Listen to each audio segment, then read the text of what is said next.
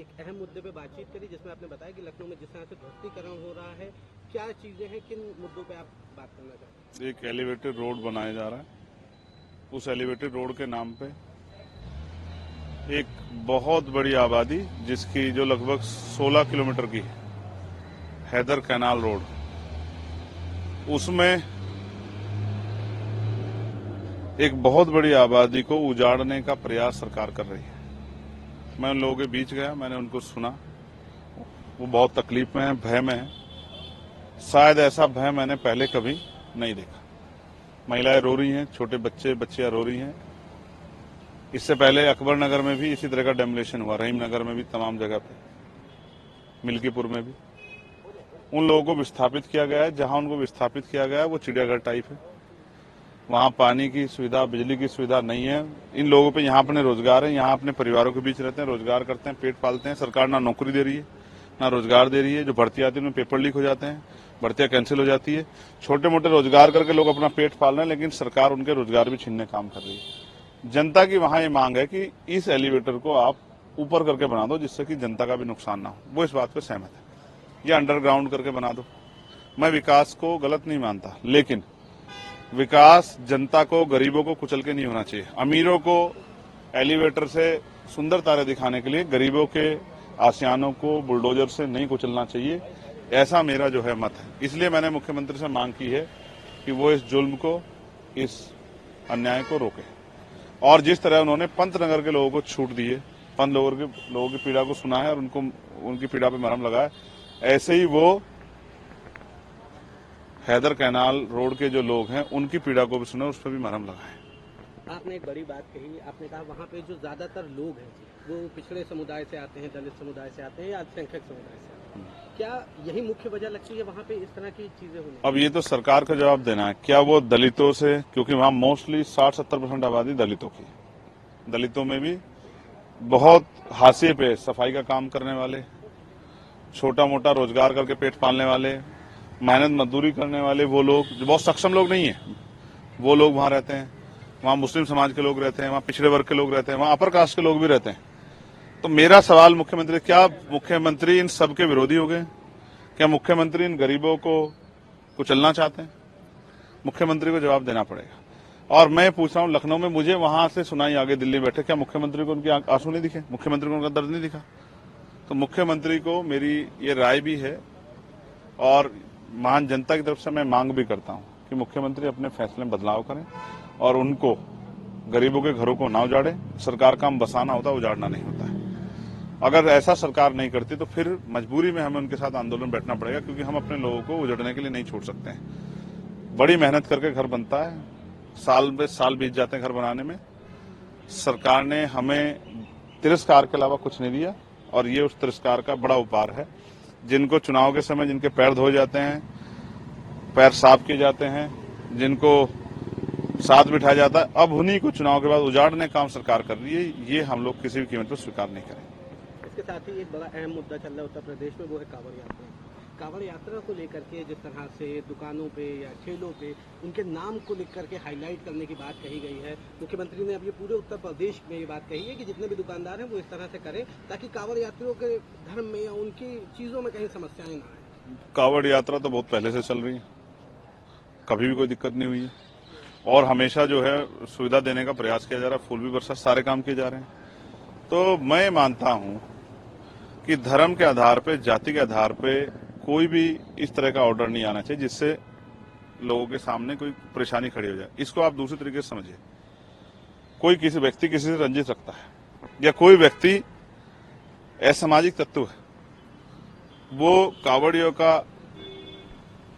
के आसपास से होते हुए आके किसी भी दूसरे मजहब के व्यक्ति को नुकसान पहुंचा दे और माहौल खराब कर दे, एक अप्रिय घटना घट जाए, उसकी जिम्मेदारी कौन लेगा? इसका भी मुख्यमंत्री जवाब देना चाहिए। दूसरा, आप वसुदेव कुटुंब की बात करते हैं, तो कहां है वसुदेव कुटुंबकम? क्या वो एक जाति, एक धर्म या चंद लोगों तक सीमित हो गया आपका? आप सबके साथ सबके विकास की बात करते थे, क्या फलों की भी जाति होगी? क्या फलों के भी धर्म होंगे? तो मुख्यमंत्री जो कर रहे हैं वो अपने तरीके से सोच के कर रहे होंगे, लेकिन मैं समझता हूं कि इस तरह के कानून बांट देंगे समाज को बड़ी मुश्किल से जाति धर्म बटे समाज को संविधान ने इकट्ठा किया है।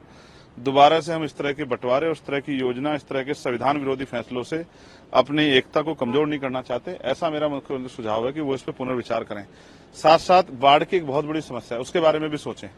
पूर्वांचल के बहुत सारे जिले और पश्चिमांचल के नगीना, बिजनौर, मुजफ्फरनगर, मेरठ में बहुत बाढ़ कटाव होगा गंगा से, बहुत लोगों की फसलें बह जाएंगी। इस पर भी मुख्यमंत्री सोचे। जब मुआवजे की बात है तो कोडिया दिखाई जाती है, ऐसे नहीं चलेगा। फिर मॉब लिंचिंग हो रही है, कास्ट एट्रोसिटी हो रही है। अभी उन्नाव में एक बेटी को मार दिया, अभी इससे पहले जो है अलीगढ़ में एक बेटे को मार दिया था। उसी तरह जो है औरंगजेब की जो है मॉब लिंचिंग से वो कर दी। शामली में मॉब लिंचिंग हुई, पत्रकारों ने सवाल उठाए तो पत्रकारों पे मुकदमे कर दिए। करना क्या चाहती है सरकार? सरकार को तय करना पड़ेगा कि वो जनता की सरकार है या वो तानाशाही करके सिर्फ जो है जो खाई खोद रही है उसके परिणाम क्या होने वाले, सरकार को तय करना पड़ेगा। बहुत कुछ है। एक पुलिस की भर्ती है, मुख्यमंत्री ने वादा किया। वैसे तो एक कानून व्यवस्था की बड़ी अच्छी सरकार है, एक दूसरी पीठ थपथपाते हैं, लेकिन आपने देखा होगा भर्ती का जो पेपर लीक हो गया, पेपर लीक हुआ, सवाल खड़े हो तो मुख्यमंत्री कहें कोई लीक नहीं हुआ, ये जो अफवाह फैलाने पे कार्रवाई करो। एट द लास्ट क्या हुआ? फिर आपको स्वीकार करना पड़ा, भर्ती कैंसिल करनी पड़ी। आपने 6 महीने का वादा किया, वो नौजवान बेरोजगार घूम रहे हैं, बहुत सारा बैकलॉग आपके यहाँ पड़ा है। मैंने पुलिस रिफॉर्म के लिए बात की कि भाई पुलिस का रिफॉर्म करो, 8 घंटे की ड्यूटी करो, आपके हाथ में ताकत है, मुख्यमंत्री हो। आप जो है 1 दिन की छुट्टी इनकी घोषित करो, बॉर्डर स्ट्रीम खत्म करो, वेतन विसंगतता दूर करो, इनको भी फ्रस्ट्रेशन से निकालो। 49 शिक्षक भर्ती के बच्चे हैं, खून के आंसू रो रहे हैं। आपने वादा किया था, आप अपनी बात से मुकर गए। उनको जो है उनके आंसू पूछो, वो आपके दफ्तर जाए लाठी बजाते हो। ये जो जुल्म है, ये जो नौजवानों के साथ पीड़ा है, दर्द है, इसको खत्म करने के लिए मुझे और मेरे जैसे सब लोगों को लड़ना है। और ये तब तक लड़ाई चलती रहेगी जब तक ये असमानता खत्म नहीं होती। जिस तरह से ये चीजें चल रही हैं, चाहे कांवड़ यात्रा हो उसको लेकर के, तो वहाँ पर एक बड़ा अहम सवाल है। जब भारतीय जनता पार्टी के नेताओं से ये बात पूछी गई कि विपक्ष इसको लेकर के सवाल उठा रहा है, तो उनका कहना है कि उन्हें इस नाम लिखने से समस्या नहीं है, बल्कि विपक्ष को कांवड़ से ही समस्या है। विपक्ष चाहता है कि कांवड़ यात्रा ही बंद हो जाए। सरकार आपकी कौन बंद करा देगा और क्यों बंद करा देगा? हर धर्म का सम्मान होना चाहिए। लेकिन सवाल ये है, उनके सहयोगी भी जेडीयू के लोग, आरएलडी के लोग, वो भी सवाल कर रहे हैं, खड़े कर रहे हैं। इसका जवाब कौन देगा? न्याय पसंद हर व्यक्ति गलत का विरोध करेगा, और अगर नहीं विरोध करता तो जनता उसके चरित्र को पहचान जाएगी। तो अगर आप कुछ गलत करोगे और इस वजह से कि कोई नाराज ना, हम चुप रह जाए, तो हमसे तो नहीं होगा भाई।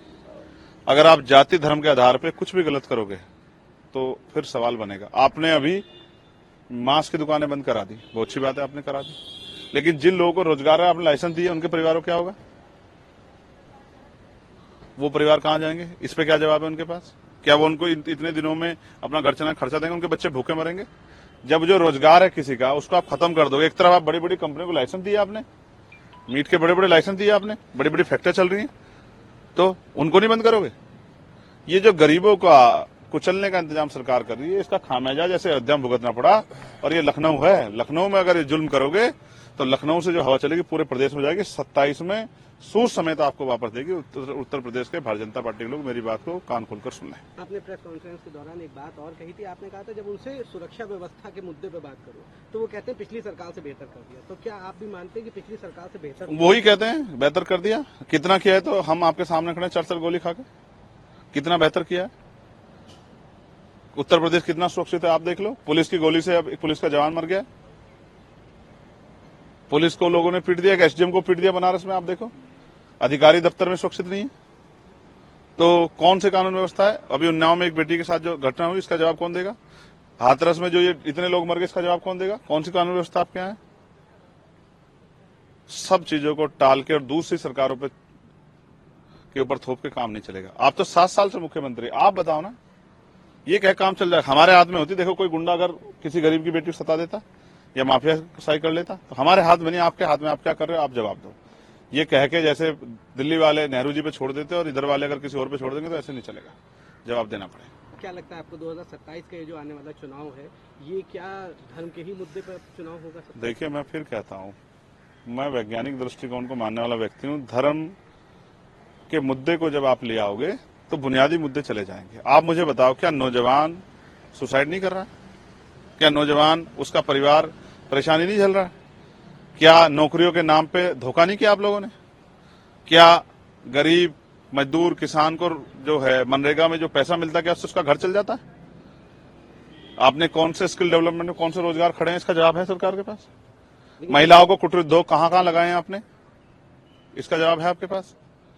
क्या है मुख्यमंत्री जी, ये जवाब दें। धर्म व्यक्तिगत है, हर आदमी का अपना धर्म है। आकिब साहब का अपना धर्म है, मेरा अपना धर्म है, सौरभ साहब का अपना धर्म है, अनिकेत जी का अपना धर्म है। धर्म एक व्यक्तिगत इशू है, व्यक्तिगत विषय है।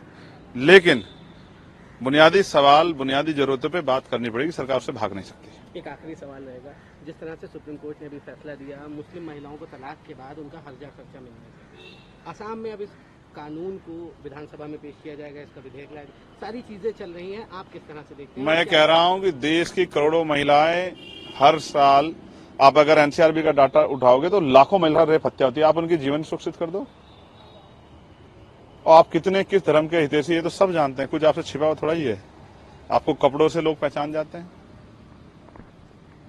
नहीं, आपको नहीं लगता ये एक बेहतर कदम है? मैं क्या कह रहा हूं, कितना रोजगार दिया मुस्लिम महिलाओं को आपने, कितने उनके लिए स्कूल खोले, उनका जो बजट मिलता था फेलोशिप के जरिए अब्दुल कलाम, वो आपने बंद कर दी।